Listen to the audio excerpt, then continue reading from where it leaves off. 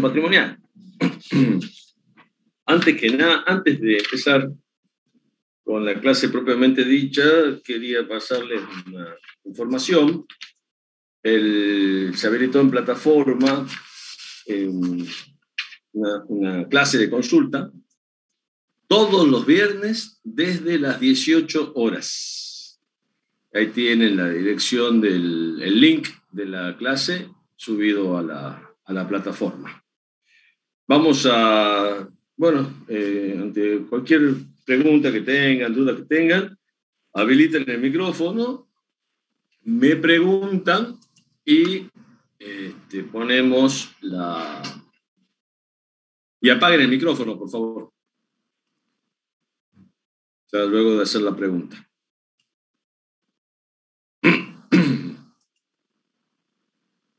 Recording in progress. Entonces, nuevamente, buenas tardes. Les decía que se ha habilitado en la plataforma el link de la clase de consulta de los viernes desde las 18 horas. Hoy vamos a trabajar con el estado de situación patrimonial. ¿Se ve bien? ¿Estoy compartiendo bien la pantalla? ¿Se ve bien? ¿Se me escucha bien? Acuérdense que están todos con los micrófonos apagados. ¿Se ve bien? Bueno, acuérdense que cuando abran el necesitan hacer una consulta, prenden el micrófono, me preguntan y lo vuelven a apagar el micrófono.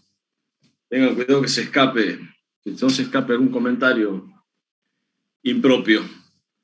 Bueno, hasta acá habíamos llegado la semana pasada, el jueves pasado, donde veíamos que los estados contables básicos, según la resolución técnica número 8, son 4. Los 4 son el estado de situación patrimonial, también llamado balance general, el estado de resultados o el estado de recursos y gastos. Acá es O porque el estado de resultados es en las sociedades o en las empresas que tienen actividad comercial, industrial o de servicio, y el estado de recursos y gastos es el estado que se utilizan obligatoriamente los entes sin fines de lucro. El estado de evolución de patrimonio neto y el estado de flujo de efectivo. Los 4 en el mismo nivel. Los 4 con el mismo nivel de obligatoriedad. Que nosotros en clase lo demos por una cuestión didáctica. Primero, estado de situación patrimonial, estado de resultado y estado de evolución de patrimonio neto. Y luego, en una segunda etapa, que es la que se evalúa en el segundo parcial, vemos por separado el estado de flujo de efectivo, no quiere decir que tenga menos importancia que los otros 3. Los 4 son obligatorios. Y por último, la información complementaria, que es parte de los estados contables básicos. Es decir, la información complementaria complementa con un grado de detalle mayor a la información que se presenta en los estados contables básicos en forma sintética.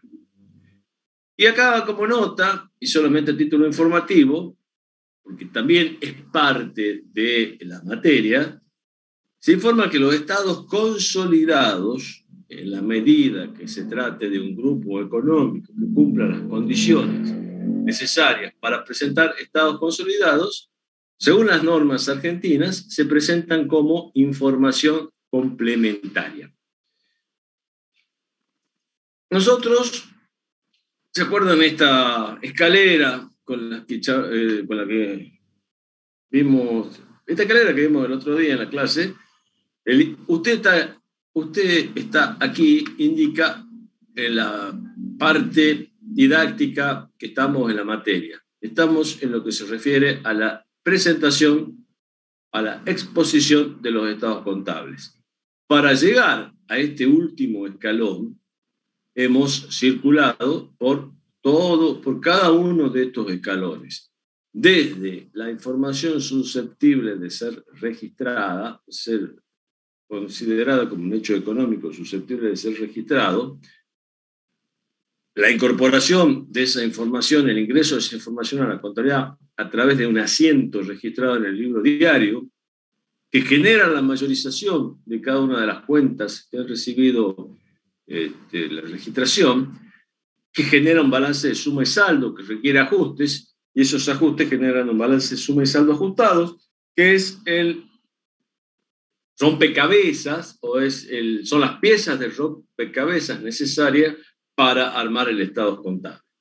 Por una cuestión didáctica, todo esto se ha ido articulando en las distintas materias, empezando por introducción a la contabilidad, siguiendo por contabilidad 1, hasta esta parte, hasta llegar al balance de suma y saldo, y algunos ajustes, y en contabilidad 2, donde trabajamos con ajustes al cierre, medición y evaluación de cada uno de los rubros, para llegar ahora a lo que es los estados contables, que son los 4 que mencionamos con anterioridad.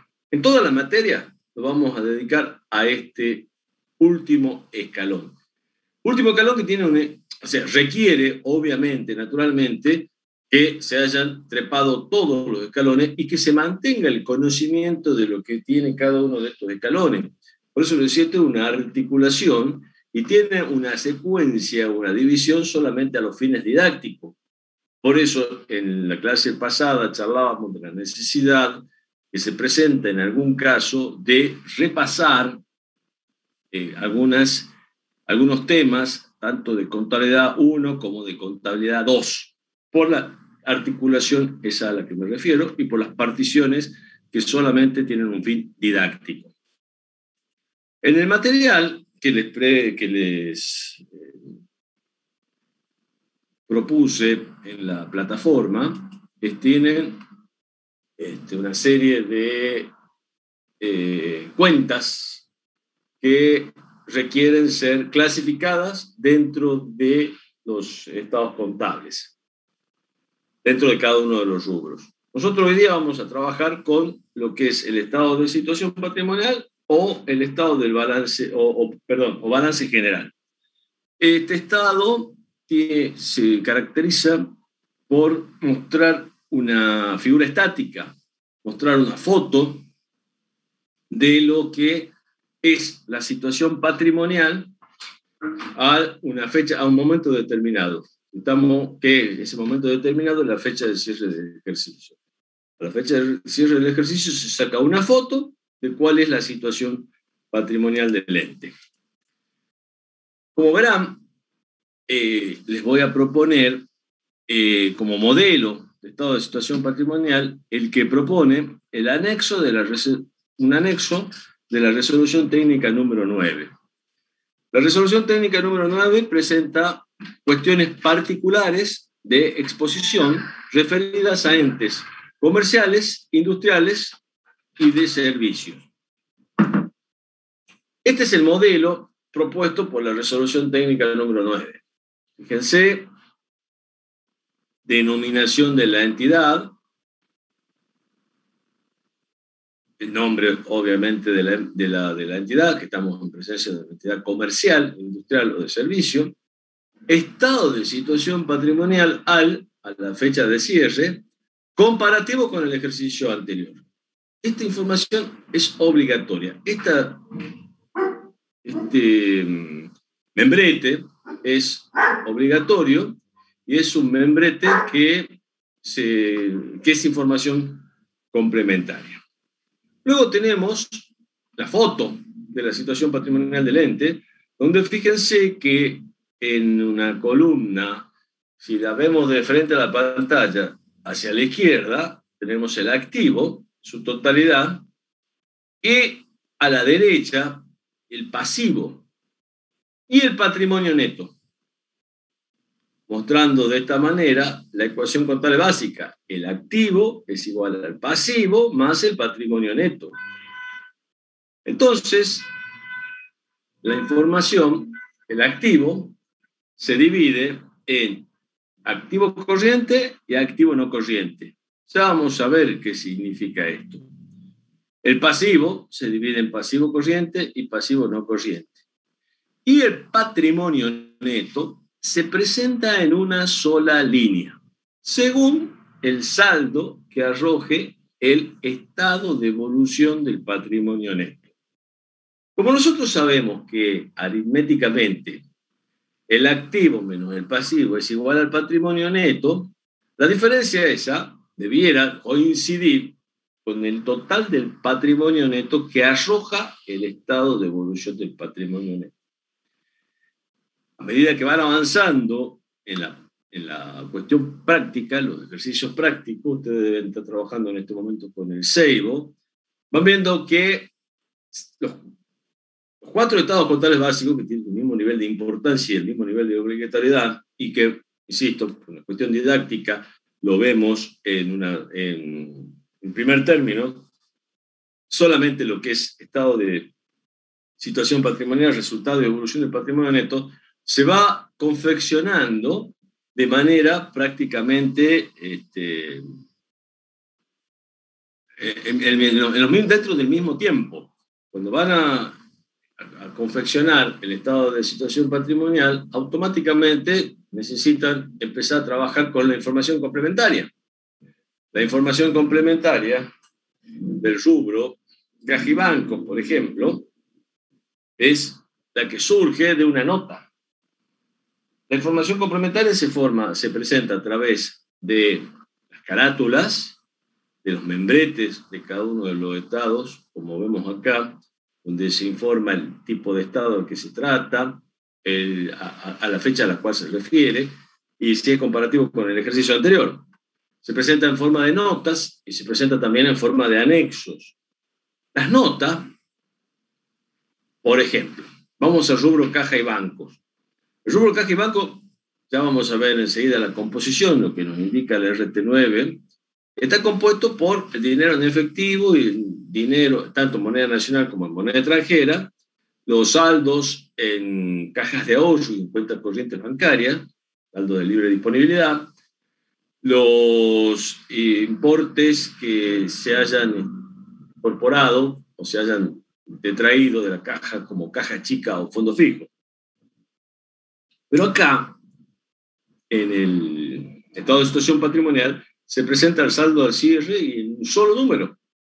O sea, dice caja y banco, 1.000, por ejemplo. Y me manda una nota. La nota debe ser autorreferencial. O sea que debe ser fácil de encontrar para el lector de los estados contables. Entonces, si de acá dice nota 2, el lector de los estados contables tiene que tener un resumen de notas, va a buscar la nota 2 y la nota 2 le va a decir cómo se componen los 1.000 del rubro caja y banco, por ejemplo. Entonces va a tener que tiene 300 en efectivo, que tiene 200 en un saldo de una cuenta corriente en peso, que tiene otros 100 en un saldo de una cuenta corriente en dólares. Entonces, de esa manera se llega a los 1.000. Lo mismo en las otras, en cada uno de los otros rubros. Por eso decíamos en algún momento de la charla que los estados contables básicos presentan la información en forma sintética, un solo número. Dice caja y banco 1.000. Y la información complementaria presenta el grado de detalle informando cómo está compuesto el rubro.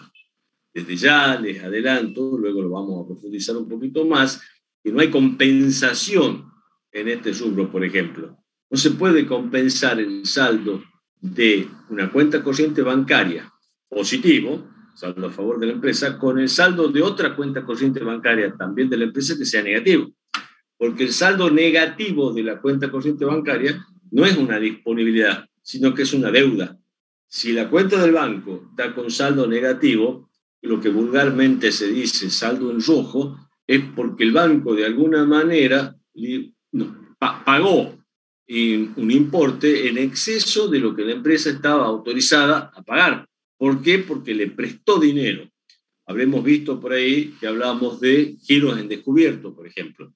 Cuando la empresa está autorizada a girar en descubierto y gira en descubierto, o sea que, por ejemplo, una empresa entrega un cheque a un proveedor por 1.000 pesos y su saldo en la cuenta es de 800, cuando el proveedor presente el cheque, que es una orden de pago librada por la empresa que le dice al banco, por favor, del dinero que tiene en mi cuenta, páguele al portador de este cheque 1.000 pesos. Resulta que el banco tiene 800. Entonces va a decir, no me alcanza.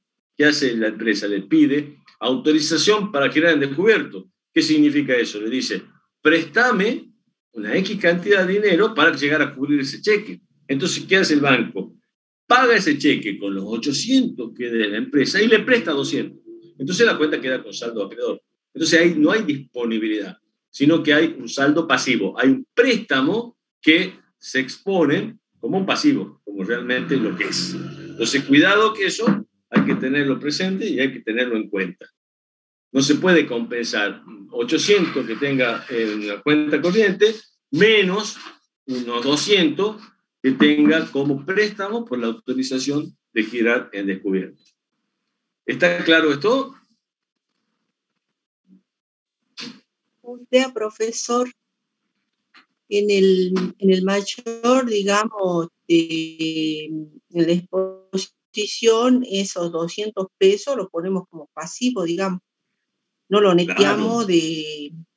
del activo No. del banco, digamos. No. Si usted tiene una cuenta bancaria con un saldo de 800 y tiene otra cuenta bancaria, un saldo de 800, un saldo de 1000, o un saldo de 800, no sé, un saldo de 1000, tiene un saldo de 1000, deudor, o sea que usted tiene plata en el banco, esos 1000 forman parte del rubro caja y banco. Y tiene otra cuenta bancaria que tiene un saldo acreedor de 800, o sea que usted le debe al banco 800 pesos, tiene. Los 800 van como préstamos. Préstamo del banco X otorgado a través de la cuenta corriente. No se puede presentar compensado los 1000 menos los 800 en el rubro caja y banco. ¿Está claro eso? O sea, 1000 en rubro caja y banco y 800 en préstamos. Sí, supongamos que fuera al revés, tengo 700 en caja y banco y 800 en préstamo. Si presentaría compensado, estaría presentando el rubro caja y banco con un saldo acreedor de 100 pesos. Ustedes fíjense la torpeza que significa decir que tengo en caja en disponibilidad de menos 100. Entonces, espero que les quede clara la situación esta, lo que es saldo acreedor en una cuenta corriente bancaria forma parte del rubro préstamos. Bajo ningún punto de vista se compensa. ¿De acuerdo? Bueno, siguiendo la información, después vamos a profundizar en lo que es corriente y no corriente, tanto en el activo como en el pasivo. De nada. Después vamos a profundizar lo que es corriente y no corriente, tanto en el activo como en el pasivo.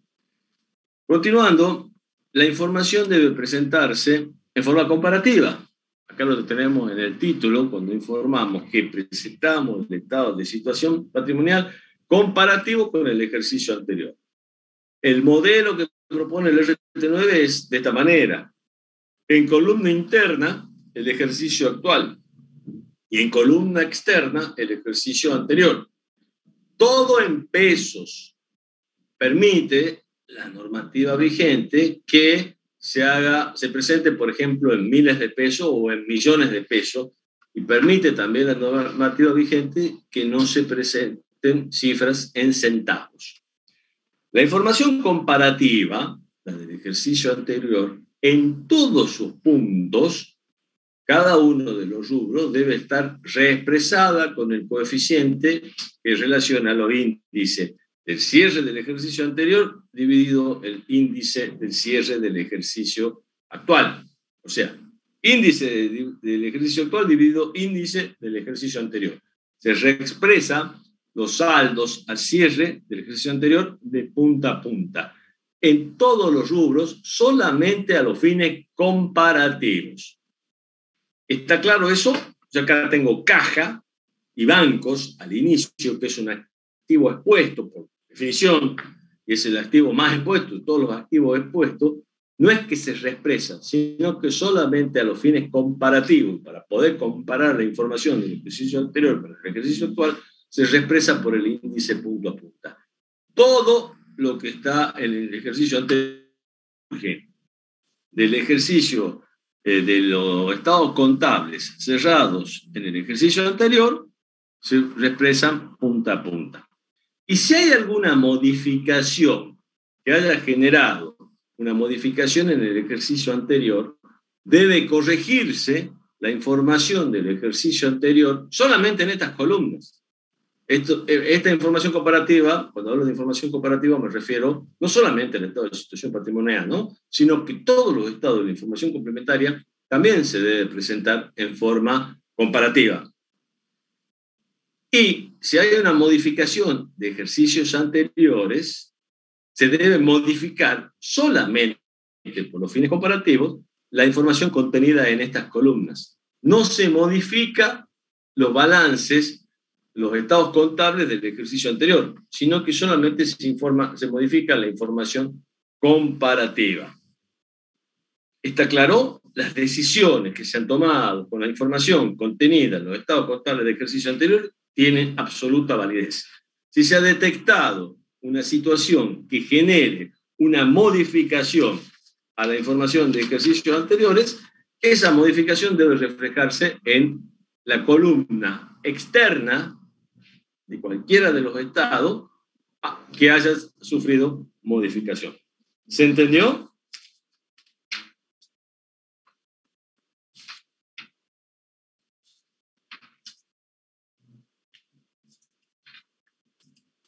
El orden.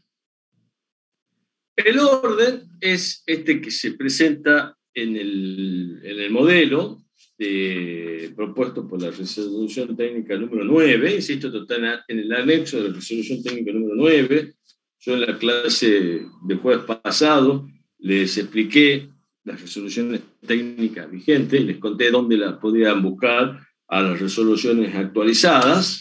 Insisto, en la página de www.FACSE, FA, Federación Argentina de Consejo Profesional de Ciencia Económica, facpce.org.ar, www.facpce.org.ar. Ahí van a encontrar todas las normas, tanto nacionales como internacionales, vigentes. Insisto, búsquenla como dentro de la página de la FAPSE, ¿no? Porque si ustedes ponen, por ejemplo, RT9, por ahí van a encontrar la RT9 publicada por algún consejo, pero no necesariamente esa RT9 va a estar actualizada. Tenemos seguridad de que la que está actualizada es la RT9 que figura en la página de la Federación. Entonces, el orden es desde lo más corriente o líquido hacia lo menos líquido. Se ordena tanto el activo por orden decreciente de liquidez. A medida que se va siendo menos líquido el activo, va más abajo en el orden dentro del mismo. Y en el caso del pasivo, el orden es de acuerdo, primero se exponen las deudas reales y luego las contingentes. Y también se dividen en corriente y no corriente. Análisis de situación, y acá voy a necesitar que participen un poquito. Las soluciones de estas situaciones que se plantean las van a encontrar en la bibliografía. En la clase pasada creo que les comenté, si no lo hice se los comento ahora, que es válido. La bibliografía adecuada en esta instancia es Contabilidad Superior de Enrique Fulber Newton, un libro de Mariel Orieta, que se llama Balances, Guía Práctica para su Presentación. Está bastante interesante. Y después el contenido de los rubros, que necesariamente lo van a tener que repasar, van a tener que acordarse de muchas cosas, lo van a poder ver en el contabilidad pasado, presente y futuro. Por ejemplo, y me adelanto un poquito a lo que viene más adelante, cuando trabajen con el estado de evolución del patrimonio neto, hay que armar el estado de evolución del patrimonio neto en el sector, tanto en el sector de aporte de los propietarios como en el sector de resultados acumulados. Y es necesario recordar cómo es cuál es el contenido conceptualmente de cada una de las columnas que componen el estado de evolución del patrimonio neto.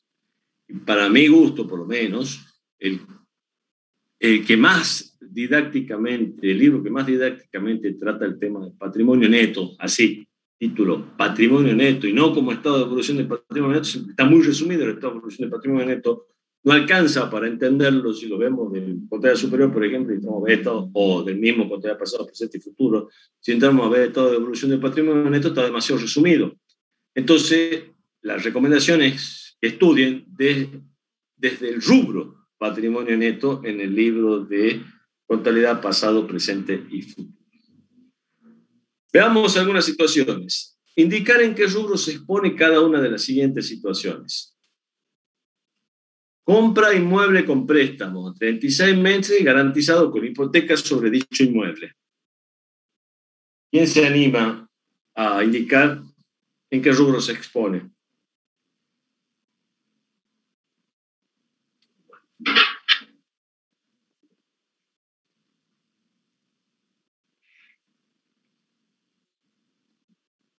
¿Nadie? Pueden prender el micrófono y contarme, ¿no? En inmueble. Contarnos. Inmueble va en bienes de uso. ¿Así? ¿De una? No corriente. ¿Así de una? ¿Inmueble va en bienes de uso? No, Depende yo dije para qué se lo inmueble. utilice. Entonces necesitamos un poquito más de información.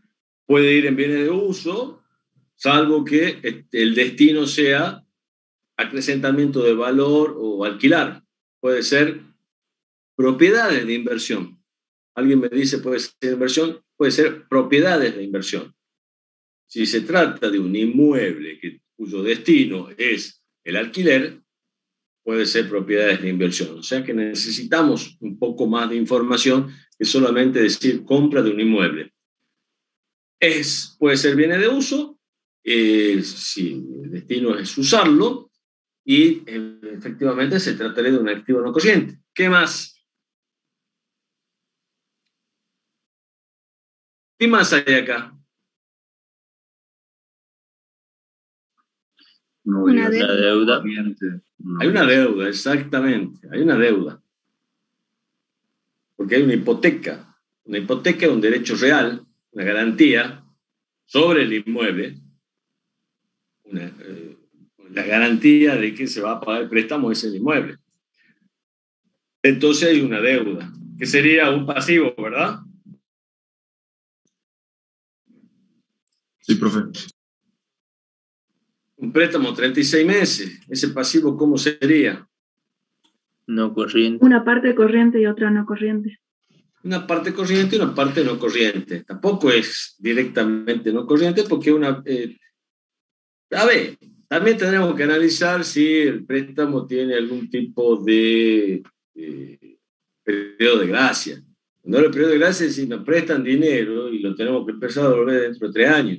Si lo tenemos que empezar a devolver dentro de 3 años recién, es en su totalidad no corriente. Pero acá pareciera que sería una deuda de 36 meses, pagadera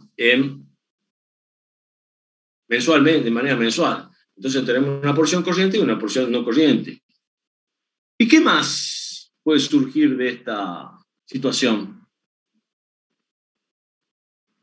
¿Qué más debería informar al lector de los estados contables para que se encuentre bien informado y pueda tomar una decisión adecuada, sea cual sea la decisión que tengan que tomar? Recuerden que los estados contables tienen como objetivo presentar información útil para la toma de decisiones.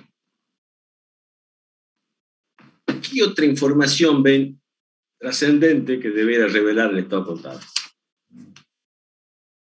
Por un lado tenemos... se pondría se tendría que informar sobre la hipoteca, ¿no? Exactamente. Entonces informamos, por un lado, en bienes de uso, en propiedades de inversión. Por otro lado, informamos del pasivo, una porción corriente y una porción no corriente. Y por otro lado, en nota informamos que el inmueble que está incluido dentro de los bienes de uso o es propiedad de inversión se encuentra garantizando un préstamo con una hipoteca en primer grado, en segundo grado, sobre un determinado préstamo. ¿Se dan cuenta la connotación que tiene este tipo de operación? Que es una operación, no es una operación extraordinaria, no es de lo más común, pero una operación que cualquier empresa la puede tener tranquilamente. ¿Sí? Entonces, ¿a qué apuntamos? Yo por eso cuando les ponía, usted está aquí, como vieron como los shopping, le ponen usted el mapita de ingreso y luego también el mapita para las vías de escape, nos dice, usted está aquí.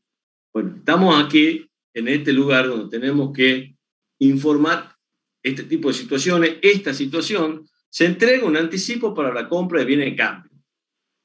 ¿Qué hacemos con eso?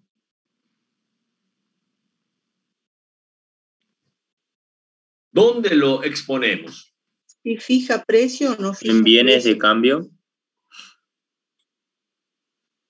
Buena pregunta, si fija precio o no fija precio. Esa pregunta es una pregunta útil para contabilidad 2, porque tienen valuaciones diferentes en el caso de que no fije precio o en el caso de que fije precio. Acá estamos directamente con el anticipo. Y hay alguien dijo, un alumno dijo, en bienes de cambio. ¿Es bien de cambio? ¿Cumple los requisitos para ser considerado como un bien de cambio? Nosotros cuando lo estudiamos en Contabilidad 2, ¿dónde lo estudiamos? Como un crédito en especie. Lo tenemos como un crédito en especie. Cuando lo estudiamos en Contabilidad 2, lo estudiamos como crédito en especie. Bueno, ahora estamos en Contabilidad 3. Estamos exponiendo. ¿Y dónde lo exponemos? En bien de cambio. Como alguien dijo, bien de cambio. Por una cuestión de exposición, solamente de exposición, se expone en bienes de cambio. Eso es lo que decidió la profesión. Eso es lo que decidieron aquellos que se encargaron de la emisión de la resolución técnica número 9. Es decir, los anticipos para la compra de bienes de cambio, de bienes de uso o de bienes intangibles, se exponen dentro del rubro a los cuales va a corresponder luego lo que se ha anticipado. O sea, se expone dentro del rubro de bienes de cambio, pero en realidad es un crédito en especie, ya sea por compra de bienes de cambio, por compra de bienes de uso o por compra de intangibles. Pero a los fines de la exposición se expone dentro del rubro de bienes de cambio. Está claro eso, ¿no? No van a decir después que Nazar ha dicho. No, se expone dentro del rubro de bienes de cambio. No lo dice Nazar, lo dice también Fowler Newton. Es un crédito en especie, lo vemos todos, sabemos que es un crédito en especie. Pero a los fines de la exposición se expone bienes de cambio. Tranquilamente se podría haber generado un rubro, créditos en especie. Entonces ya cuando veamos créditos vamos a ver nosotros que tenemos. Cuando vamos a exponer los créditos tenemos que discriminar créditos por venta, otros créditos, y se podría haber agregado, insisto, subrayo y pongo en negrita, se podría haber agregado un rubro crédito en especie, cosa que no ocurrió. Entonces, el anticipo para la compra de bienes de cambio se expone en bienes de cambio. ¿Está claro? Sí, perfecto. Se recibe un anticipo para la venta de bienes de cambio. ¿Eso qué hacemos? Tenemos un pasivo. Es un pasivo, exactamente. Tenemos una obligación que es entregar bien de cambio. Hemos recibido dinero y asumimos la obligación de entregar bienes de cambio. Es la contraparte, ¿verdad?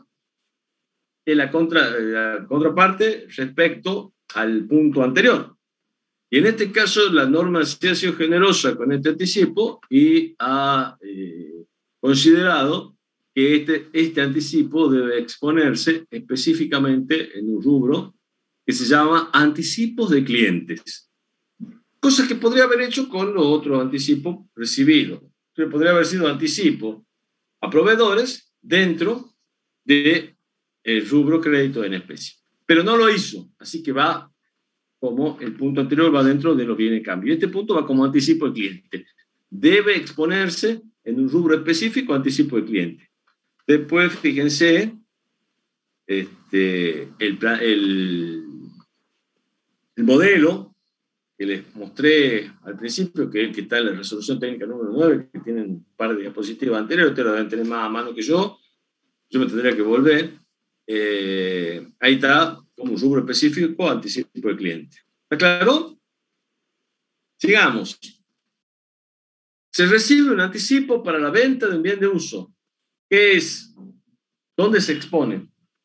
¿Qué es y dónde se expone? Y ahí viene el tema de si es necesario, por ahí no es necesario, yo me estoy adelantando, pero si es necesario, les sugiero, les recomiendo que repasen, agarren un libro de una contabilidad básica y hagan un repaso de un análisis de lo que son análisis de cuenta, para ver la naturaleza de cuenta y el tipo de cuenta. Y luego nosotros hoy estamos hablando de rompecabezas. El rompecabezas consiste en esto: acá tengo una pieza que se llama anticipo para la venta de un bien de uso. Al anterior era anticipo para la venta de bien en cambio. Este es para el bien de uso. Esta pieza de rompecabezas, ¿en qué parte de los estados contables se expondría? Iría en pasivos, pero en otros pasivos, ¿no? Otros pasivos u otras deudas.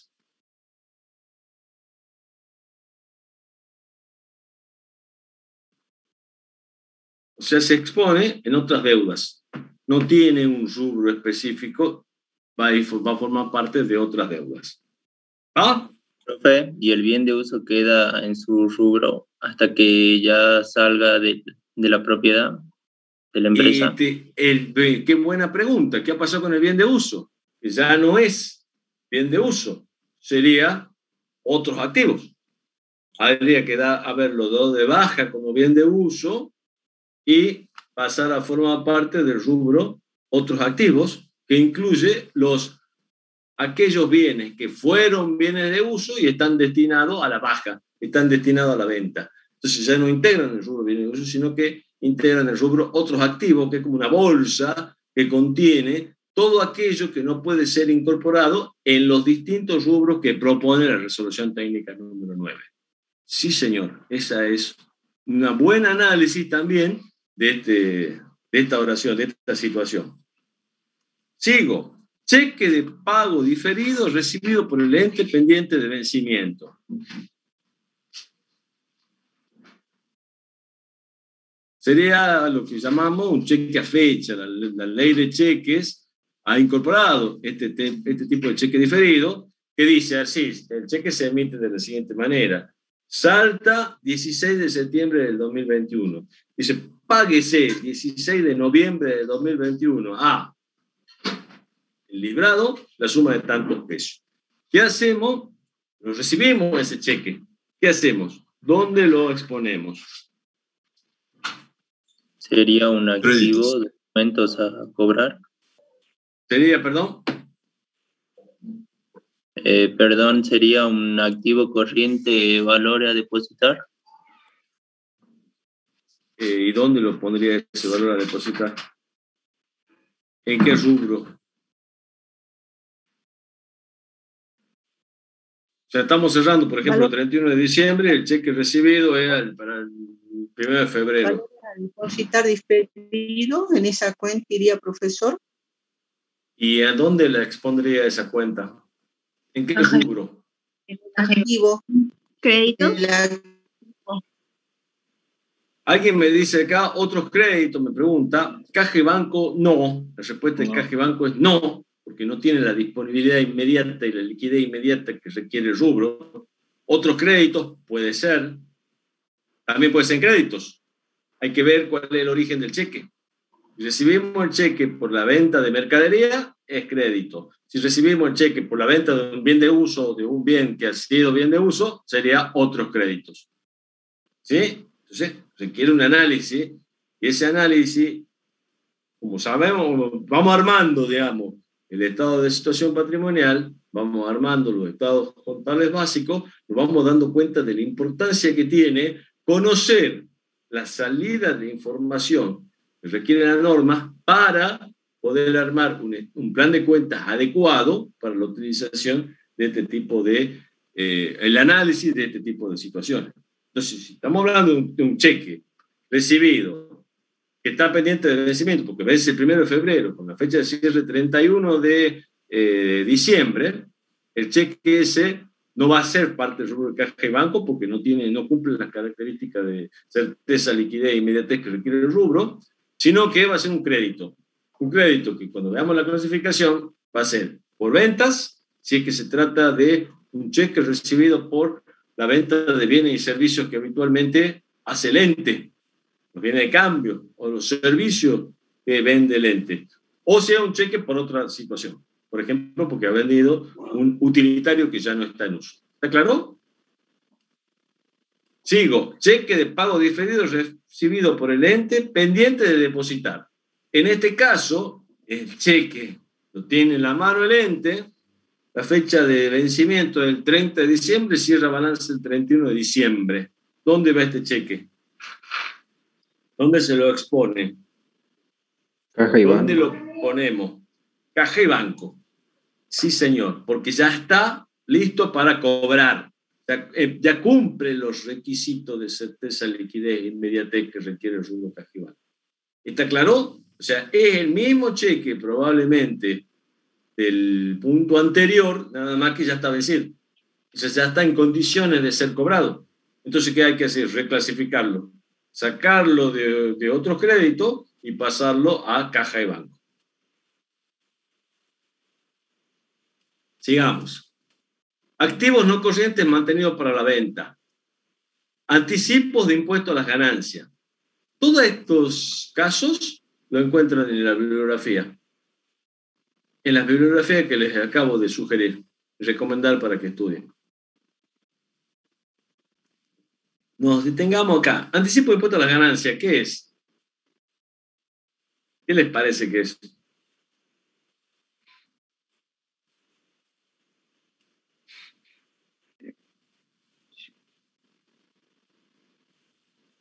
Es un activo, profesor. Es un activo. Sí, está bien. ¿Qué tipo de activo? Vamos más puntualmente al tipo de activo. Alguien me dijo un crédito. ¿Dónde lo pondríamos? En otros créditos. En otros créditos. ¿Y qué es el impuesto a las ganancias?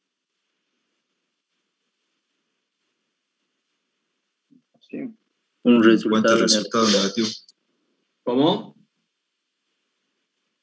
Cuenta de resultado negativo. Cuenta de resultado negativo.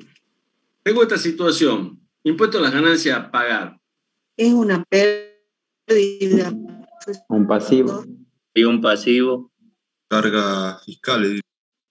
Exactamente. El impuesto a la ganancia, la señorita respondía que es una pérdida, efectivamente, una cuenta de resultado negativo. El impuesto a la ganancia al pagar, un pasivo, cargas fiscales. Veamos estas dos situaciones. Anticipo de impuesto a las ganancias, ya dijimos que era un crédito, que se ponía en el rubro otros créditos por 175 pesos, impuesto a las ganancias a pagar por 200 pesos, que es un pasivo, dijimos, ¿verdad? ¿Cómo se expone esto? Este punto. Pasé uno. Acá me quedo. Anticipo de impuesto a las ganancias a pagar. Anticipo de impuesto a las ganancias 175, impuesto a las ganancias a pagar 200. ¿Qué hago en ese caso? María Milagro me contesta, iría en pasivo restando el anticipo. Iría en pasivo restando el anticipo. O sea que digo, impuesto a la ganancia pagar por 200, menos el anticipo de impuesto a la ganancia 175, en pasivo 25. ¿Es así, María?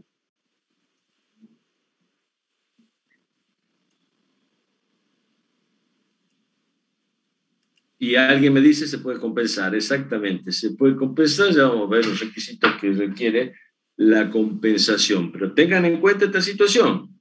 Existe la intención, bien, me dice que sí, María, era como yo decía.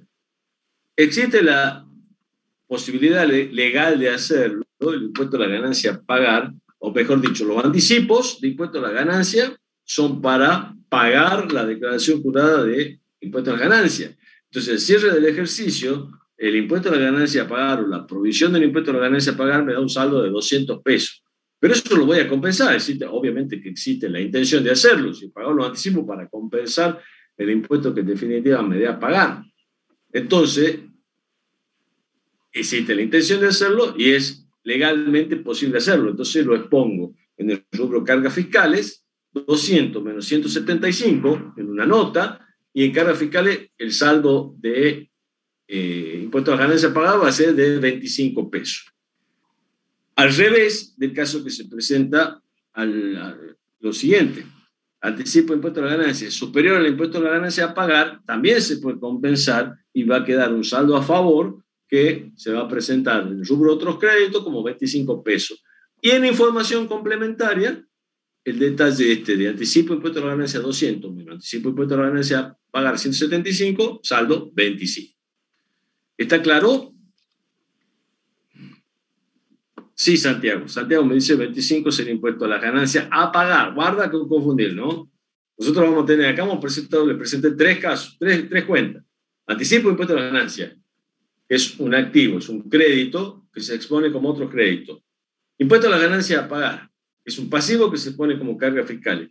Si coexisten los dos en el mismo estado contable, se compensan. Y por último, el impuesto a la ganancia, que se expone y se calcula aplicando el método del impuesto diferido para lo que es la registración contable. Mercadería recibida en consignación lo dejo como tarea para la casa. Busquen cómo se expone la mercadería recibida en consignación y la mercadería otorgada en consignación. Del consignatario. Por eso se lo dejo para tarea para la casa, para que lo investiguen. Está claramente en la bibliografía expuesta. ¿Sí? Hay dos, tener la contabilidad del que entrega la mercadería y del que recibe la mercadería. ¿Qué hace uno y qué hace el otro? ¿Cuál la reconoce como existencia y cuál no la reconoce como existencia? ¿Y qué hace con el que recibe la mercadería? El que entrega la mercadería la tiene contabilizada ahí. Está en la bibliografía. ¿Cómo? Queda expuesta en la contabilidad del que le entrega la mercadería. ¿Y qué hace el que la recibe? ¿No hace nada? La informa en notas. Me gusta. Sí, por ahí va. Pero, insisto, revisen la bibliografía. Todo esto está explicado con lujo de detalle en parte de la bibliografía que les propuse. Sigamos. Saldo acreedor de una cuenta corriente bancaria. Ya hablé hace rato cuando hablamos de rubro caja y banco. Tengan en cuenta que se pone como un pasivo. Acuérdense de eso, ¿no? Es un error constante. Le ponen en el estado contable, banco, cuenta corriente número 5, 100 pesos. Banco, cuenta corriente número 6, menos 50. Y por ahí se mandan y ponen 50 en el rubro caja y banco. Y está mal.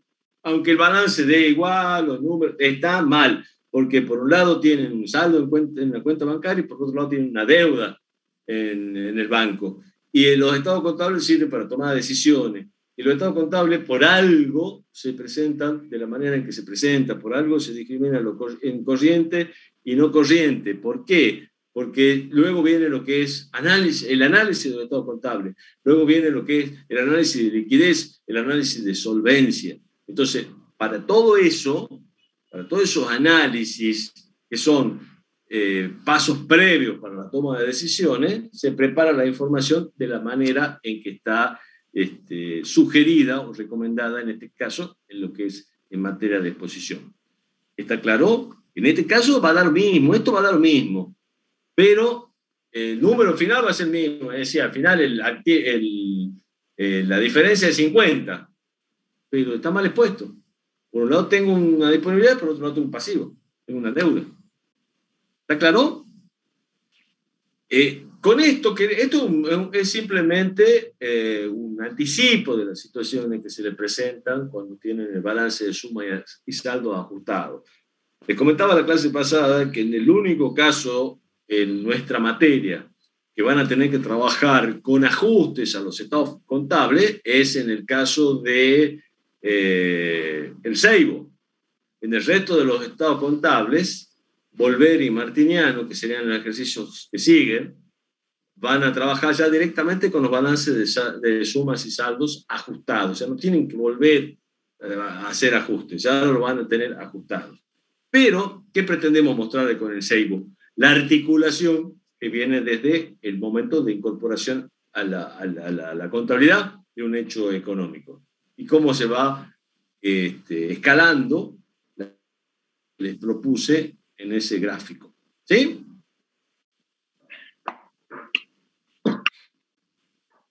Resolución técnica número 8, en el segundo párrafo plantea un objetivo. Dice, las normas regulan las normas contenidas en la resolución técnica número 8, a eso se refiere, esto está textual lo que dice la resolución técnica 8, dice, las normas regulan la presentación de estado contable para todo tipo de entes. Y sirven, acá debe ser para todos, no por todos, para todo tipo de entes. Y sirven de marco de referencia para la elaboración de normas particulares para las actividades especiales que los requieran. O sea, cualquier tipo de ente, sea con fines de lucro o sin fines de lucro, sea una cooperativa, tienen como receta para la preparación de los estados contables la resolución técnica número 8. Y ella le da la posibilidad de acuerdo a las características particulares de los entes, que se elaboren normas particulares. Y de hecho ocurrió que se dictó la 9, resolución técnica número 9, para entes comerciales, industriales y de servicio, entes con propósito de lucro. Se elaboró la resolución técnica número 11, que luego sufrió una modificación sustancial, una resolución técnica número 25, que establece normas particulares para entes sin fines de lucro. Y la resolución técnica 24, que es para entes cooperativos. Se está trabajando y está a punto de entrar en proceso de consulta con una nueva norma técnica que se va a llamar NUA, Norma Unificada Argentina, donde se van a unificar varias de estas normas, tanto de evaluación como de exposición, para, de alguna manera, codificar todo lo que está en distintas resoluciones.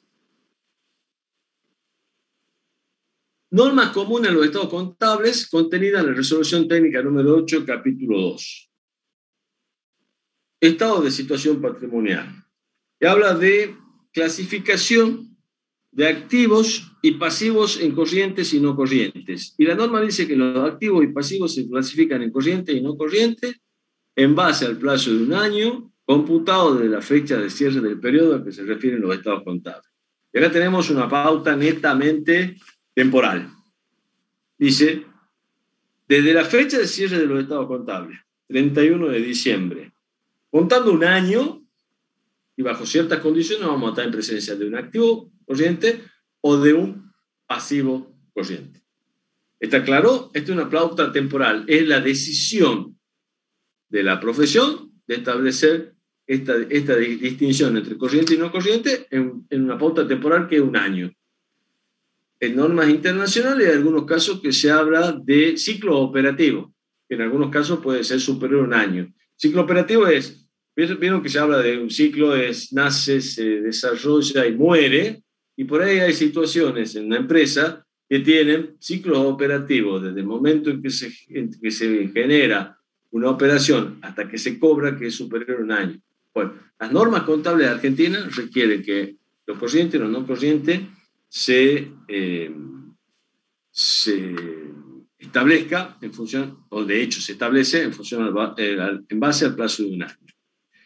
Los activos se clasifican en corrientes si se espera que se convertirán en dinero o equivalente en el plazo de un año desde la fecha de cierre o si ya lo son a esta fecha. Esta es la definición de activo corriente. Si se espera que se van a convertir en dinero o en equivalente de dinero, o sea, en efectivo o equivalente de efectivo, en el plazo de un año desde la fecha de cierre, o si ya lo son a esta fecha. ¿Qué son? Al cierre, a la fecha de cierre, son activos corrientes los saldos de libre disponibilidad en caja y bancos al cierre del periodo contable. Por eso la importancia de una deuda con un banco no es un activo corriente, es un pasivo, que seguramente es corriente, porque si hablamos de un saldo acreedor de una cuenta corriente bancaria, normalmente ese saldo de acreedor de la cuenta corriente bancaria es por periodos cortos de tiempo, porque girar en descubierto es mucho más caro que pedir un préstamo al banco. El hecho de girar en descubierto, ¿se acuerdan que yo les daba el ejemplo? Emito un cheque por 1.000, pero tengo 800 de disponibilidad, el banco paga los 800 míos, más me presta 200, esos 200 que me presta no es gratis, me está cobrando un interés y cobra un interés alto. Entonces, no es positivo mantener saldos en descubierto en cuenta corriente bancaria por mucho tiempo por el costo que tiene ese tipo de actividad. Entonces, volviendo al tema de lo corriente, decíamos que dentro de lo que es corriente está el saldo libre de disponibilidad en caja y banco al cierre del periodo contable. Y luego viene la estimación. Todo aquello que se estime que se va a convertir en efectivo, equivalente de efectivo, dentro de los 12 meses posteriores a la fecha de cierre de los estados contables. ¿Qué más consideramos activo corriente? Según la RT8. Acuérdense que la RT8 es norma para todo tipo de estado, ¿no? Para todo tipo de entes. Esta es la norma común, así se llama, normas comunes para todos los estados contables. Otro activo cuya conversión en dinero o su equivalente se estima que se producirá dentro de los 12 meses siguientes a la fecha de cierre del periodo que corresponde a los estados contables. Esta es una de las situaciones por las cuales decimos que la contabilidad no es una ciencia exacta. Los estados contables cierran por efecto de la partida doble, debe ser igual que el haber siempre, pero los estados contables no son exactos, no hay exactitud porque hay estimación. Hay muchas cosas que se estiman, hay muchas cifras que se estiman. Se estiman presuntos deudores incobrables, se estiman amortizaciones, se estima cobranzas, se estiman que se va a vender y se va a cobrar, se va a vender, por ejemplo, en cuenta corriente y se va a cobrar dentro de los 12 meses posteriores a la fecha de cierre. Entonces, si se ocurre esa situación, se estima que se va a cobrar dentro de los 12 meses siguientes a la fecha de cierre, estamos en presencia de un activo corriente. Si se estima que se va a cobrar con posterioridad a los 12 meses, estamos en presencia de un activo no corriente. Pero tengamos en cuenta que también hay una posibilidad de fraccionamiento de los rubros, como lo veíamos hace rato en uno de los ejemplos que vimos. Cuando había una operación a 36 meses, dijimos, bueno, hay una porción que es corriente y una porción que es no corriente. Ahí ya tenemos la pauta de que un rubro puede presentar las características de ser corriente y no corriente. Debemos informarlos adecuadamente en la información complementaria. Dijimos al principio de la charla que la información complementaria es parte de los estados contables básicos. Entonces, debemos ser lo suficientemente explicativos como para aclarar todas las situaciones que requieran aclaración para el lector del estado contable. Tengamos en cuenta que quien tiene que tomar decisiones de acuerdo a los estados contables, la decisión que puede llegar a estar tomando es la de invertir en la empresa o la de prestar dinero, siempre financiando. Entonces, ¿qué es lo que requiere la empresa para financiar su actividad? Requiere fondos, requiere platita. Entonces, el inversor, que va a ser socio, o el prestamista, que va a ser un acreedor o un proveedor, necesita información para tomar la decisión de poner ese dinero ahí. Entonces pensemos que la gran base de sustentación para la decisión va a ser los estados contables. Entonces, insisto que tenemos que ser muy cuidadosos en la preparación de los mismos para que la resolución que se tome sea satisfactoria a nuestro cliente. Bienes consumibles y derechos que evitarán erogación en los 12 meses siguientes a la fecha indicada en el párrafo anterior, siempre que, por su naturaleza, no implicaron una futura apropiación a activo inmovilizado, que no vayan a ser bienes de uso. Bienes consumibles vamos a encontrar, por ejemplo, materias primas. Ya vamos a ver un ejemplo enseguida. Materias primas es un bien que va a evitar erogación en los 12 meses siguiente a la fecha indicada en el párrafo anterior, siempre que se estime esa situación. Pero que no vayan a ser activos inmovilizados, porque si se trata de una apropiación de activos inmovilizados, sea bienes de uso, ya no estamos en presencia de un activo corriente, sino que estamos en presencia de un activo no corriente. Los activos que por disposiciones contractuales o análogas deben destinarse a cancelar pasivos corrientes. Esto requiere un análisis de contratos o de algunas situaciones análogas a contratos que estén vigentes en la empresa. Y si existe una cláusula que establezca que determinado activo está destinado a cancelar un pasivo corriente, en ese caso debe considerarse como un activo corriente. Insisto, esta información la van a usar para los analistas de los estados contables. Analistas que analizan la liquidez es la relación entre el activo corriente y el pasivo corriente. Entonces tiene que tener una buena información, porque si, por ejemplo, una empresa tiene poco activo corriente y mucho pasivo corriente, ¿qué va a pasar? Va a tener problemas para pagar los pasivos de corto plazo. ¿Me explico? El activo corriente tiene que servir para pagar el pasivo corriente. Son pasivos de corto, activos y pasivos de corto plazo. Si tiene muchos bienes de uso, y voy a dar un préstamo, alguien tiene que dar un préstamo a la empresa que tiene un activo no corriente mucho más alto que el activo corriente y tiene mucho pasivo corriente, va a tener problemas de liquidez. Le va a faltar platita para hacer frente a esos pasivos de corto plazo. Entonces, siempre el índice de liquidez tiene que ser 1 o mayor de 1, que el activo corriente alcance por lo menos a pagar el pasivo corriente. Y buscar también, ahí se busca la coherencia entre lo que es el capital de trabajo y el capital inmovilizado. Pero eso no es un tema que nos compete a nosotros en Contabilidad 3, es un tema que es un problema de análisis de estado, pero que nosotros al analista ya le mandamos el estado contable hecho. Entonces es importante cómo armemos la información. Y la solución técnica número 9 define a los activos no corrientes como aquellos que sí, se comprenden a todos los que no puedan ser clasificados como corrientes, de acuerdo con lo indicado en el punto anterior. O sea que si yo del análisis determino que no es corriente, porque no cumple la pauta temporal ni cumple las otras pautas, entonces en ese caso estamos en presencia de un activo no corriente. ¿Está claro?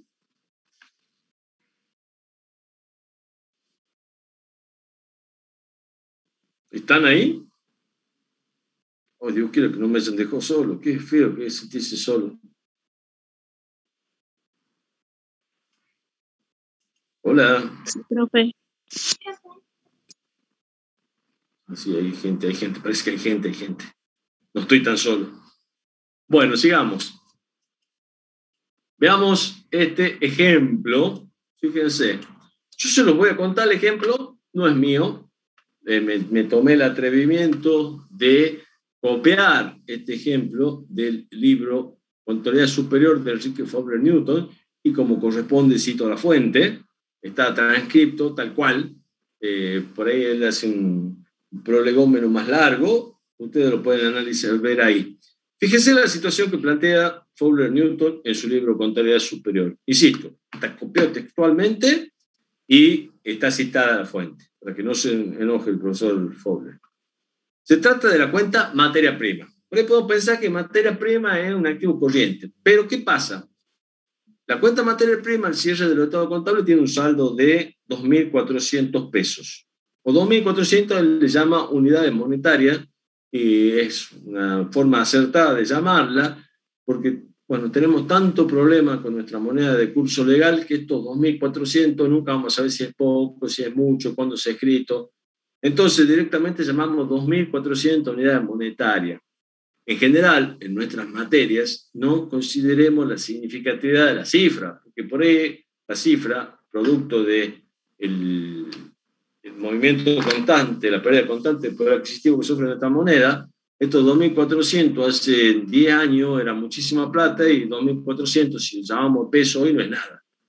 Entonces, él le llama 2.400 unidades monetarias y nosotros pensemos en términos de unidad monetaria. Dice que la existencia permite afrontar la producción de 3 meses. El proceso de producción dura 1 mes. Se estima vender los productos terminados durante los próximos 6 meses. en promedio, las ventas se cobran un 50% a los 2 meses y un 50% a 3 meses. ¿Qué nos dice la pauta temporal para considerar un activo como corriente o no corriente? La pauta temporal nos dice que son corrientes aquellos que son efectivo o equivalente a la fecha de cierre, o aquellos que se estima que se convertirán en efectivo o equivalente de efectivo dentro de los 12 meses posteriores a la fecha de cierre. Entonces, el rubro materia prima va a pasar por una etapa de producción en proceso, va a pasar por una etapa de producto terminado. Entra en la producción en proceso al mes siguiente de que empieza el ejercicio. La producción dura 3 meses. El proceso la asistencia permite afrontar la producción de 3 meses. El proceso de producción dura 1 mes. Se estima vender los productos terminados en los próximos 12 meses, en los próximos 6 meses, perdón. Pero, en promedio, las ventas se cobran un 50% a 2 meses y un 50% a 3 meses. Cuando nosotros vamos a considerar que existe, que se estima que se va a cobrar, que es en realidad lo que nos permite determinar si estamos en presencia de un activo corriente o un activo no corriente. ¿Cuándo vamos a cobrar? Y se estima que vamos a cobrar 2 meses después de vendida, en la mitad, y la otra mitad 3 meses después de vendida. Esto no lo tienen en el material, esto es un material específico para quienes asisten a clase. Quiero aclarar algo, que es el PowerPoint o el PDF que se sube como material de ayuda, material que sirve solamente como orientativo, no es material de estudio. En la clase se habla mucho más de lo que dice el PDF, y en los libros el contenido es mucho mayor a lo que dice el PDF. O sea que los PDF no sirven como material para que ustedes estudien la materia. Les decía, esto no está en el material, pueden sacar una foto, está dentro del libro de Enrique Forer Newton, de la contabilidad superior, y esta es la solución. Tengo que 1/3 de las materias primas ingresa en el mes 1 ingresa a producción. En el mes 2 ingresa a productos terminados. Esos se venden en el mes 8. Acuérdense que había 6 meses de duración entre lo que se vende, los productos terminados en la existencia, dura 6 meses, 2 meses que se cobra la mitad en el mes 10 y la otra mitad en el mes 11. O sea que el primer tercio que ingresa en el primer mes de producción se cobra en el mes 10 y en el mes 11. Fíjense por qué, insisto, 1/3 de la mercadería entra en el mes 1 a producción. En el mes 2 va a producto terminado porque el proceso de producción dura 1 mes. El producto terminado pasa a depósito. El depósito pasan 6 meses para que se venda. Y se vende a los 6 meses y la mitad se cobra a los 2 meses. O sea que se cobra en el mes 10. Y la segunda mitad se cobra a los 3 meses. O sea, segunda mitad en el mes 11. El segundo tercio se cobra, siguiendo el mismo criterio, entra un mes más tarde al proceso de producción. Y todo se traslada 1 mes hacia adelante. O sea que la primera mitad se cobra en el mes 11 y la segunda mitad se cobra en el mes 12. Y el tercer tercio entra un mes posterior. Este entra en el primer mes, este segundo tercio entra en el segundo mes y este en el tercer mes. ¿Cuándo se va a convertir en efectivo? El primer tercio en el mes 10, el segundo tercio en el mes 11. En el caso del segundo tercio, la mitad en el mes 11 y la otra mitad en el mes 12. Y el tercer tercio, que entra al proceso productivo en el tercer mes, el proceso productivo dura un mes y pasa a producto terminado. El producto terminado demora 6 meses en venderse y luego se cobra a los 2 meses la primera mitad y a los 3 meses la segunda mitad. Entonces, tercer tramo de materias primas, de los 2.400 que viene en stock, se cobra 400, se estima, se va a cobrar 400 en el mes 12 y 400 en el mes 13. Entonces, en definitiva, tengo que, dentro de los 12 meses posteriores a la fecha de cierre, se estima que se van a cobrar 800 más 400, 2.000 pesos. 2.000 pesos de la 2.000 unidades monetarias de la materia prima son corrientes y 400 son no corrientes. Entonces, ¿qué quiero significar con esto? ¿Qué quiero demostrarles con esto? Que en materia prima, en algunos materiales, debemos analizar todo el proceso de producción. Entonces, analizar todo el proceso de producción hasta que se produce el cobro, o hasta donde se estima que se va a producir el cobro. El cobro es, en definitiva, lo que nos va a indicar que estamos en presencia de un activo corriente o un activo no corriente. ¿De acuerdo? Busquen en contabilidad superior, van a encontrar el ejercicio y analícenlo, cómo está armado esta situación con el planteo que les di, la solución en los distintos tercios para llegar a la conclusión que llegamos. 2.000 son corrientes y 400 son no corrientes. Pasivos corrientes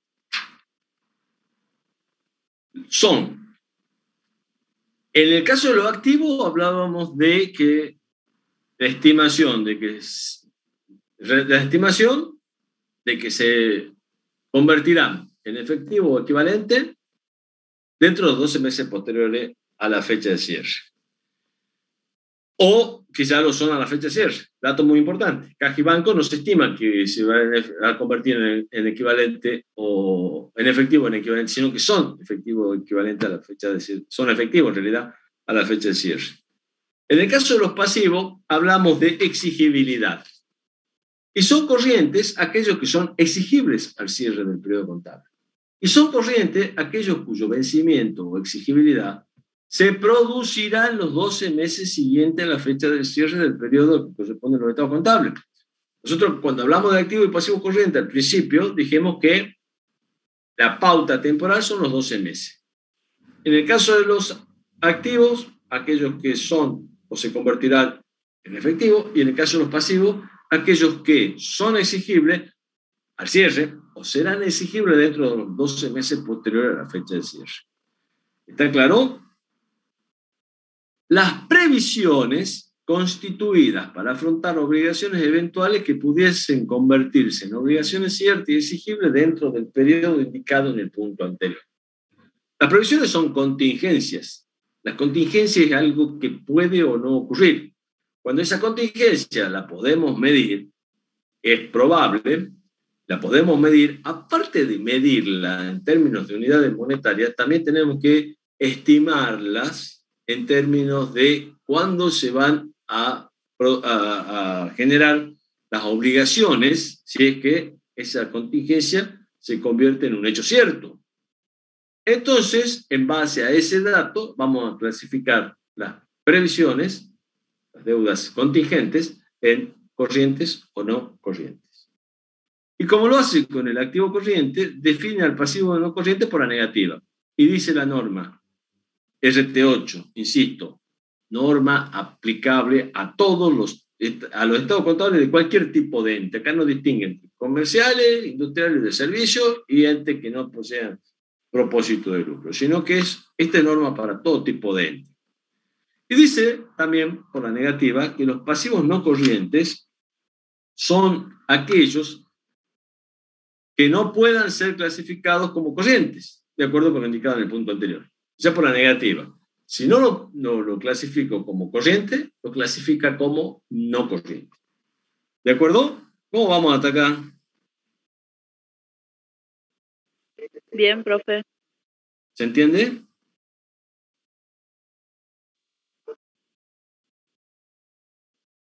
Ah, me tomo un Sí, mate. profe. Bueno, continuemos a ver qué nos depara el futuro.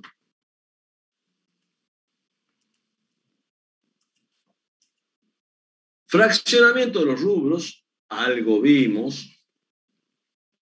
Cuando un activo o un pasivo participa del carácter de corriente y no corriente, sus respectivas porciones se asignarán a cada grupo según corresponda. Acá tenemos que analizar, bueno, cualquiera de los, por ejemplo, el ejemplo típico es un préstamo. Si tenemos un préstamo a 18 meses a la fecha de cierre del ejercicio, tenemos una fracción que es 12%, perdón, 12%, no, 12 meses, que es un pasivo corriente, y el resto, los 6 meses restantes, es un pasivo no corriente. Lo mismo puede pasar con los créditos.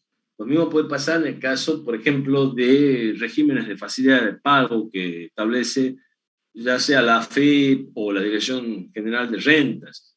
En ese caso tenemos una porción corriente, que son los 12 meses, los vencimientos, aquello que va a ser exigible dentro de los 12 meses posteriores a la fecha de cierre. Y el resto, el saldo, es no corriente. ¿Cómo se informa esta situación? Puede hacer una sola nota o hacer dos notas. Por ahí es recomendable hacer una sola nota donde pongamos, por ejemplo, la porción corriente, nota 10, por ejemplo, ¿no? Y en la nota 10 nosotros vamos a tener cargas fiscales. Las cargas fiscales, nota 10 va a tener la porción que diga corriente y la porción que diga no corriente, que esté claramente mencionado dentro de lo que es la nota 10. O sea que nosotros vamos a tener cargas fiscales corrientes, nota 10, tanto. Cargas fiscales no corrientes, nota 10, tanto. Cuando vamos a ver la nota 10, leemos cuál es la porción corriente y la porción no corriente. ¿Está claro? O sea que la norma permite hacer esa clasificación, cosa que es importante, insisto, por la lectura que se haga posteriormente de los estados contables y analizar en algunos casos la liquidez y en otros casos la solvencia que tiene el ente con los índices que utiliza los analistas de estados contables. Muchas veces son los bancos. En general son los bancos. Otras pautas para la clasificación de los rubros. Esto está contenido también dentro de la resolución técnica número 8. Intención de los órganos del ente. ¿Alguna pregunta? Índices de rotación.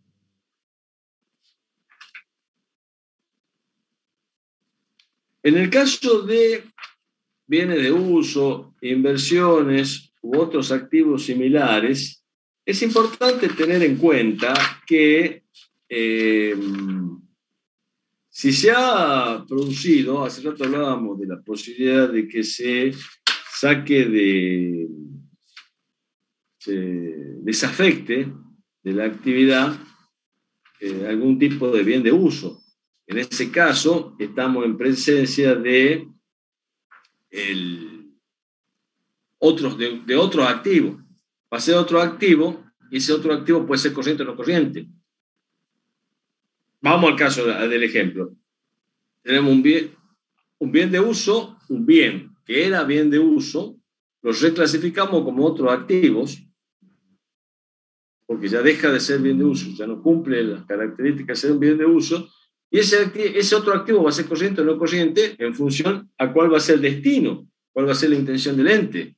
La intención del ente puede ser venderlo a ese otro activo o reemplazarlo. En el caso que la intención sea venderlo, estamos en presencia de un activo corriente. Y en el caso de que la intención sea reemplazarlo, otro activo que era un activo no corriente por ser un bien de uso, como se va a reemplazar por otro bien de uso, otro activo no corriente, porque existe la intención del ente de reemplazarlo. ¿Está claro?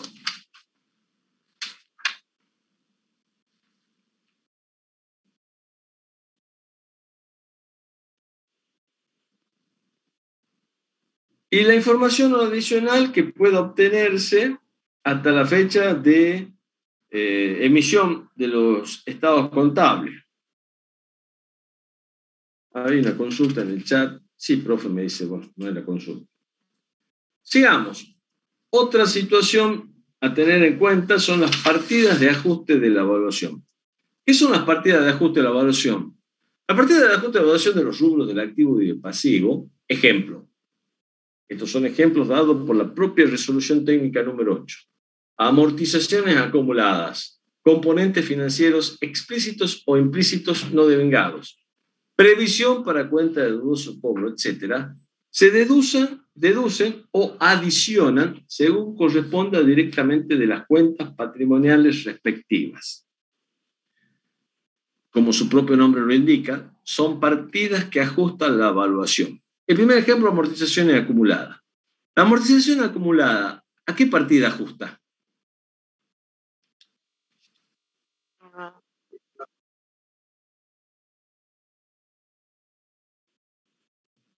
Hola. A los bienes de uso. Las amortizaciones acumuladas ajustan a los bienes de uso. Los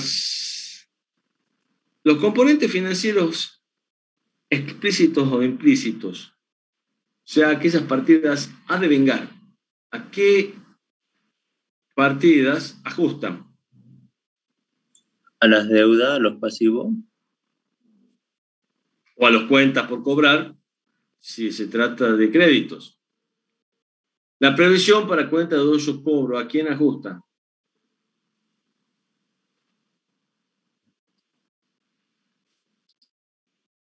A los créditos. A los créditos. Entonces, ¿qué dice la norma? Si existen este tipo de partidas que ajustan la evaluación, veamos, por ejemplo, ¿qué significa la previsión para cuenta de dudoso cobro? Es una contingencia. La previsión es una contingencia. Es algo que puede o no ocurrir. Previsionar significa prever que de las cuentas por cobrar, por experiencia o por conocimiento, hay una parte que es dudoso el cobro. Hay una parte que probablemente se convierta en incobrable. Entonces, ¿qué hago? La ajusto. Yo digo, tengo para cobrar 1.000, pero normalmente me pasa que en los últimos 3 años, en promedio hay un 5% que no he cobrado. ¿Me siguen? Entonces, ¿qué hago? Es muy probable que ocurra lo mismo en este ejercicio, porque se vienen acumulando. O pasa que, por ejemplo, tenemos situaciones donde hay clientes que lo tenemos como crédito, cuenta a cobrar, pero se han presentado en concurso preventivo de acreedores o se han presentado en quiebra, le han pedido la quiebra. Entonces, pero es muy probable que ese crédito no se cobre, o si se cobre, no se cobre la totalidad del crédito, sino que haya una reducción. Para eso es el concurso. El concurso es un remedio legal, concurso de acreedores, la convocatoria de acreedores vulgarmente llamada, es un remedio para donde un acreedor se presenta y dice, señores, tengo un problema para pagarle. Necesito que me condonen parte de la deuda o que me den más plazo. Entonces, ¿qué vamos a tener nosotros en nuestra contabilidad? Menos importe a cobrar. Entonces, ajustamos la evaluación de la cuenta por cobrar. Yo digo, tengo 1.000 según documentación, pero en función de la experiencia o en función de hechos específicamente ocurridos, existe la posibilidad que no cobre 50. Entonces, mi cuenta por cobrar ajustada es 1.000 menos 50. Y lo presento de esa manera en los estados contables. Lo presento neto, 1.000 menos 50. El rubro, cuentas por cobrar, aparece con 950. La nota debe decir, cuentas por cobrar 1.000, previsión para cuenta de dudoso cobro 50, 950. Y debo explicar en la nota, porque esa previsión me está ajustando también el resultado del ejercicio. Cuando constituyo la previsión, la constituyo contra una cuenta incobrable. Digo, deudores incobrables o presunto deudores incobrables, cuenta de resultado negativo, a previsión. Entonces, ¿qué pasa? Baja el resultado del ejercicio. Entonces, tengo que explicar por qué razón ha bajado el resultado del ejercicio, que en definitiva valor que va a ser un indicativo de los dividendos que pueda o no distribuir la empresa.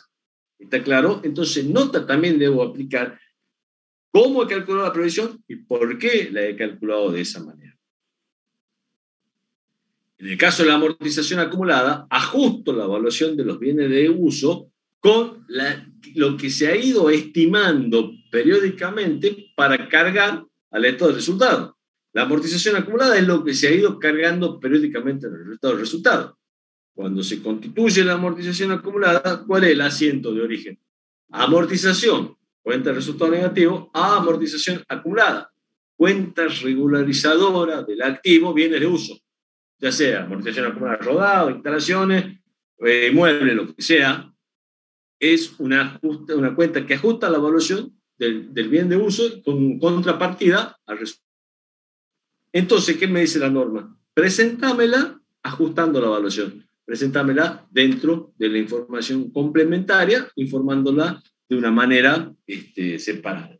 Entonces ya van a ver que en el caso de los bienes de uso, aparte de la nota, se presenta un anexo donde, bueno, lo mismo ocurre en el caso de propiedad de inversión, donde hay un anexo donde se muestra la evolución del rubro del inicio del ejercicio al cierre. Evolución significa mostrar cuánto había al inicio, las altas y las bajas del ejercicio, las amortizaciones del ejercicio, hasta llegar al valor al cierre de los estados contables. ¿Está claro? Vamos a compensación de partidas. Gracias. Compensación de partidas. Las partidas relacionadas deben exponerse por su importe neto cuando su compensación futura sea legalmente posible y se tengan la intención o la obligación de realizarla. ¿Se acuerdan que vimos un ejemplo hace rato? En el caso de impuesto a las ganancias a pagar y anticipos. Impuesto a las ganancias, ojo, ¿no?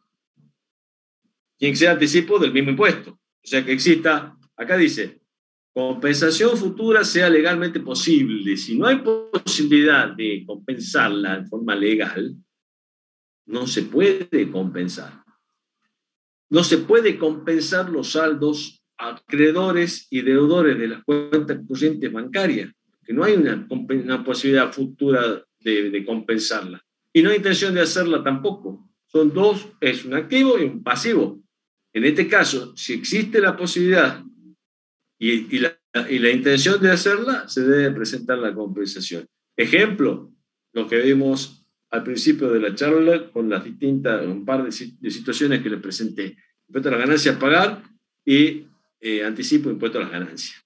No es un ejemplo correcto, y se los digo a futuro, para un examen final. La compensación de IVA, muchas veces dan como ejemplo la compensación del IVA, y el IVA no tiene nada que ver con lo que es materia de compensación, sino que tiene una modalidad específica de liquidación que al cierre del ejercicio se presenta IVA a pagar o IVA saldo a favor. O sea, es un ejemplo que no se debe dar en el caso de compensación, en el caso del IVA. Sí es un ejemplo válido el de impuesto a las ganancias, donde si el saldo a pagar es mayor que lo anticipado, tenemos una carga fiscal. Si el saldo a pagar es menor que lo anticipado, tenemos un crédito que forma parte del rubro otros créditos. También se pueden compensar los sueldos con los anticipos de sueldos a ser compensados con el saldo de sueldos a pagar que hayan los estados contables. Ojo, ¿no? Si se supera ese valor, no se puede compensar, porque ya es un anticipo que sería un crédito para la empresa. No sé si se me entendió esto último. Yo tengo para pagar el sueldo, normalmente lo que hay al cierre del ejercicio, supongamos cierre de diciembre, tenemos como saldo de sueldo a pagar el sueldo al cierre del ejercicio, o sea, el sueldo de diciembre. Si hay anticipos que van a disminuir el sueldo a pagar de diciembre, se compensa. Si hay anticipos que van a ser compensados en ejercicio con sueldos futuros, esa parte no se compensa. O sea, solamente se compensa lo que es legalmente posible. El caso del sueldo tiene un tema legal que no se puede anticipar más del 20% del sueldo, y Y lo que supera ese valor, y obviamente lo tenemos que tener aclarado en notas, si a ustedes les toca una situación así en el parcial, si no aclara nada, quiere decir que el sueldo a pagar se compensa con el anticipo de sueldo. Si hay una aclaración que dice no todo el anticipo de sueldo se va a compensar con el sueldo a pagar, entonces esa parte no es compensable. Modificación de la información de ejercicios anteriores. Leamos textualmente lo que dice la norma, poniendo énfasis en los signos de puntuación. Dice, deben adecuarse las cifras correspondientes al estado de situación patrimonial del ejercicio precedente cuando existan modificaciones de la información de ejercicios anteriores que lo afecten, al solo efecto de su presentación comparativa con la información del ejercicio. ¿Se acuerdan cuando les comenté al principio que se debe modificar? Si hay información de ejercicio anterior, lo que se debe modificar es la columna que dice anterior, al solo efecto de su presentación comparativa. Sigo leyendo. Por lo tanto, esas adecuaciones no afectan a los estados contables del ejercicio anterior ni a las decisiones tomadas en base a ellos. O sea, solamente lo modificamos cuando tenemos solamente a los fines comparativos. Las modificaciones pueden generar un ajuste de resultados de ejercicios anteriores, que lo van a ver oportunamente con resultados cuando veamos estado de evolución del patrimonio neto. El último párrafo, por lo tanto, esas adecuaciones no afectan a los estados contables del ejercicio anterior ni a las decisiones tomadas en base a ellos, hay que tenerlo en cuenta. Ya está, los estados contables están cerrados, no se modifican, la firma está certificada, ya se tomaron decisiones sobre ellos y la decisión está correctamente tomada. Hubo un error, hubo una modificación de una política contable, hay un ajuste, ese ajuste debe generar una modificación solamente a los fines comparativos en la columna que dice anterior. ¿Está claro? ¿Se acuerdan que en la información comparativa, cuando les mostré hace rato el modelo, tenemos una columna interna que dice actual, que es el cierre del ejercicio actual, y una columna externa que dice anterior? Bueno, a eso se refiere esta modificación. El capítulo 4 del RT8 se refiere al estado de resultados, o estado de recursos y gastos, para entes sin fines de lucro.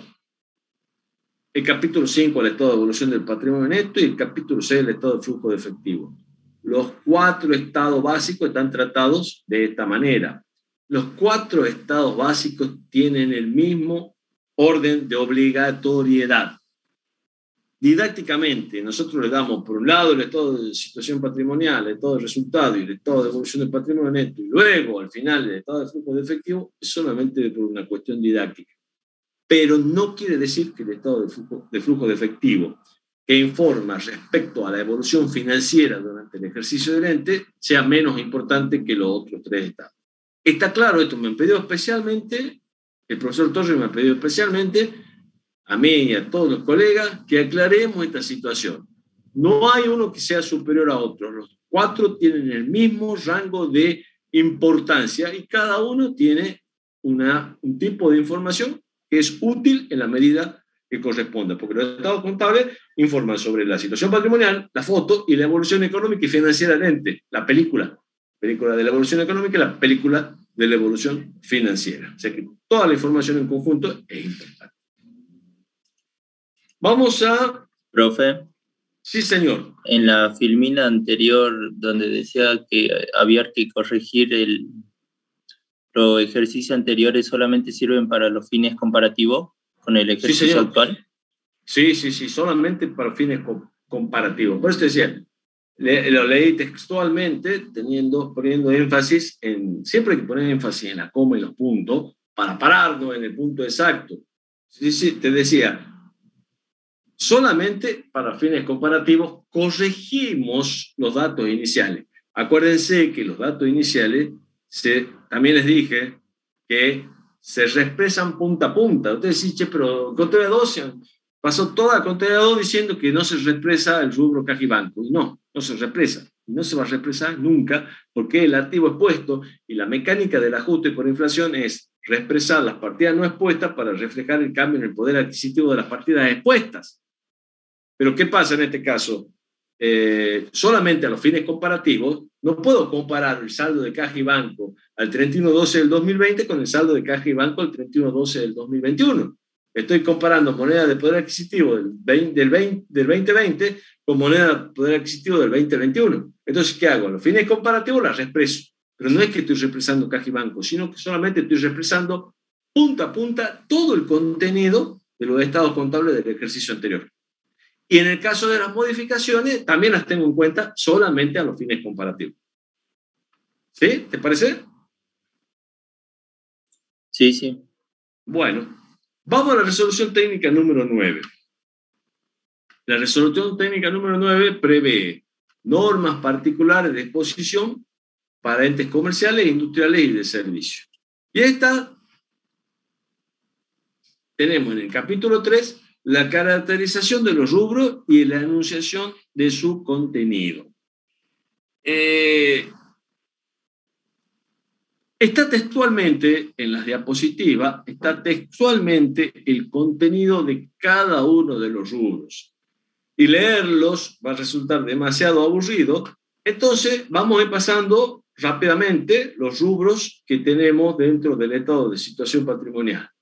Caja y banco, valores de poder cancelatorio y liquidez similar al dinero en efectivo, tanto en moneda nacional como en moneda extranjera. Insisto acá en la cuestión, saldos deudores de bancos. Los saldos acreedores de bancos van a formar parte del rubro préstamos en el pasivo. ¿Está claro? Luego tenemos inversiones, que son las inversiones temporarias y las inversiones permanentes, que bueno, hay que analizar respecto a lo corriente y no corriente de cada uno de ellos. Ahí tenemos ejemplos de las inversiones que están incluidos dentro de la resolución técnica número 9. Créditos, y acá me voy a detener un poquito, algo que ya más o menos lo fuimos charlando durante esta charla.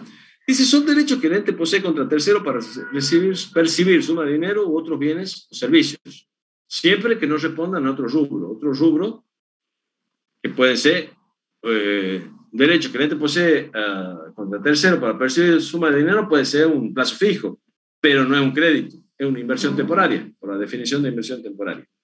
Acá en este rubro íbamos a encontrar la distinción entre créditos por venta y otros créditos. Y dentro de otros créditos tenemos el A y D. ¿Qué le suena A y D, NC? ¿Le suena algo?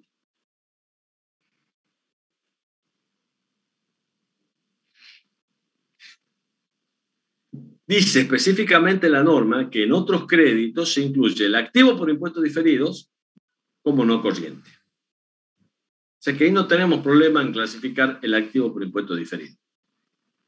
Créditos por ventas, dice textualmente lo que dice el RT9, los créditos por venta de los bienes y servicios correspondientes a las actividades habituales del ente deben discriminarse de los que no tengan ese origen.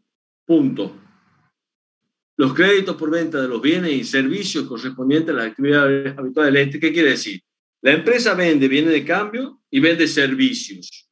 Si esos bienes de cambio y esos servicios los vende a crédito, ese crédito es crédito por venta.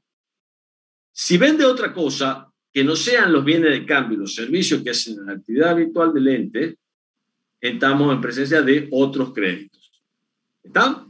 Y dice, entre estos otros créditos, se informarán por separado y como activo no corriente, sexto, los saldos activos netos por impuestos diferidos que se hubieran reconocido por la aplicación, de la sección respectiva de la resolución técnica número 17. ¿Qué es lo que dice acá? Créditos por venta por un lado y otros créditos por otro lado. Y acá es donde yo digo, podría haber incluido una tercera categoría de crédito en especie, que no lo hizo. Dice, derecho que el ente posee contra tercero para percibir suma de dinero, otros bienes o servicios. No lo hizo y dijo, bueno, si reciben fondo de tercero para... se tiene una obligación de un crédito en especie, incluyanlo dentro del rubro, viene de cambio, viene de uso o viene de intangible.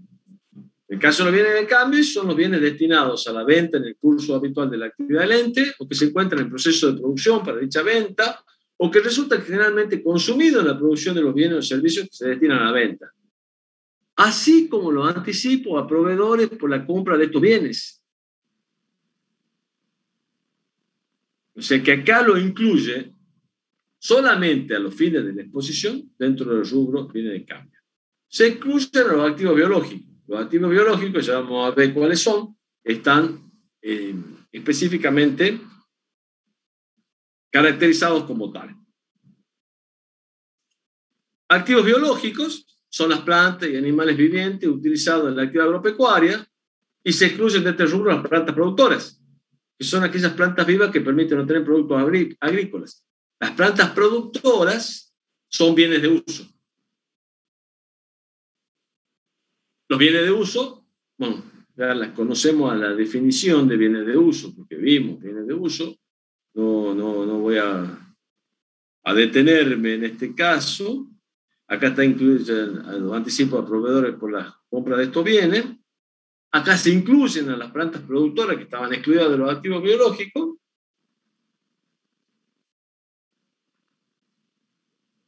No están dentro de los bienes de uso lo que son propiedades de inversión. Propiedades de inversión, bienes inmuebles, terrenos y construcciones destinados a obtener renta, locación o arrendamiento o acrecentamiento de su valor, con independencia de si esa actividad constituye o no alguna de las actividades principales del ente. Definición de activos intangibles. Otros activos que son, también vimos algo durante la charla de hoy, son los activos no encuadrados específicamente en ninguna de las anteriores, brindándose información adicional de acuerdo a su significación.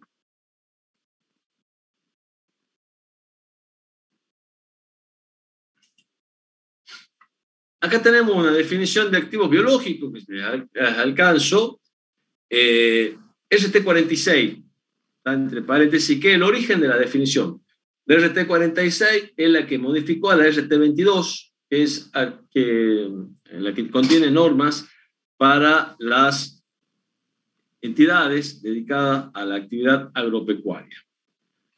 Una definición de activos no corrientes destinados a la venta que está incluida en la resolución técnica número 31.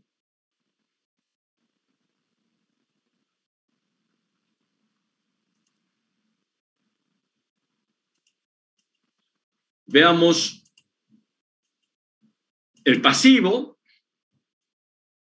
El pasivo tenemos por un lado las deudas ciertas, que pueden ser obligaciones ciertas, deudas con proveedores, préstamos contraídos, determinadas, que tienen certeza y monto exacto, y determinables, hablamos de deuda que tienen certeza y monto aproximado. Por ejemplo, la provisión. Una provisión típica del ejemplo, para ejemplificar, es la provisión para el aguinaldo, por ejemplo, para el sueldo anual complementario. Una provisión para impuesto a las ganancias, o sea, una deuda que tiene, que es cierta, pero el monto todavía no es exacto. Y por otro lado tenemos las previsiones, que son aquellas partidas que representan importes estimados para hacer frente a situaciones contingentes que probablemente no originen obligaciones para el ente. Dijimos que la contingencia, la consideración de hecho contingente, dice los efectos patrimoniales que pudieran ocasionar la posible concreción o falta de concreción de un hecho futuro tendrán el siguiente tratamiento. Las favorables solo se reconocerán cuando deriven de la aplicación del método del impuesto diferido. Lo vimos cuando vimos el activo por impuesto diferido generado como consecuencia de un quebranto impositivo en el impuesto a las ganancias. Y las desfavorables se reconocerán cuando deriven de una situación o circunstancia existente a la fecha de los estados contables. La probabilidad de que tales efectos se materialicen sea alta y sea posible cuantificarlo en moneda de una manera adecuada.